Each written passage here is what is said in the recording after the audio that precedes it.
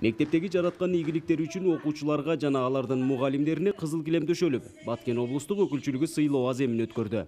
Мындай жөрөлгө 2 жылдан бери уланып келе жатат. Кызыл килем аземи негизги максатыбыз бул ошол ийгиликтүү ийгиликтүү окуучуларыбызды кызыл килемден өткөрүп, булардын дараметин көтөрүп, буларды даңазалап, булардан кийин окуучуларыбыз үчүн мотивация болуш үчүн, алардын ынтылуу, кыялдануусун ишке ашыруу максатында окуучу ийгиликке жетсе, бардык буну баалайт деген системада ушундай бир өткөрөйүк деп атабыз. Бул 2-чи жыл кетип атат.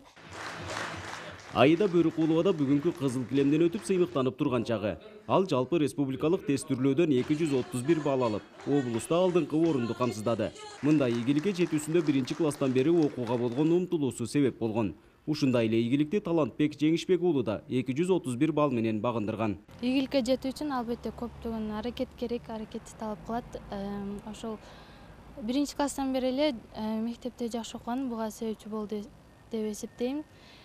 Себеби базалык билим жакшы болсо, жыйынтыгы дагы албетте жакшы болот. Андан сырткары көптөгөн аракеттер менен даярдандым, сынакка атай ошол жогорку балл алууга аракет кылдым.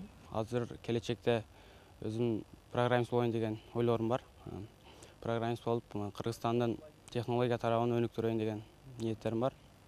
Мен информатика боюнча 8-класстан баштап даярданып келе жатам, олимпиадаларга катышып. Айзада Эркинова болсо Сүлүктүү шаарындагы мектепте билим алып, алтын тамга артыкчылык аттестатынын ээси жана 223 балл менен жалпы республикалык тест түрлөөдөн алдыңкы боло алды.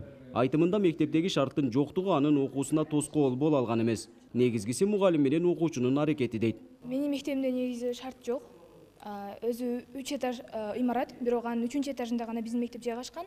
Класстар жетишсиз, компьютерлер жетишсиз, 5-6 эле компьютер бар. Мектепте негизи шарт жок болсо дагы, мугалим күчтүү болсо, окуучу күчтүү болсо, аракети күчтүү болсо, ата-эне тараптан колдоо болсо, ийгиликке жетсе болот.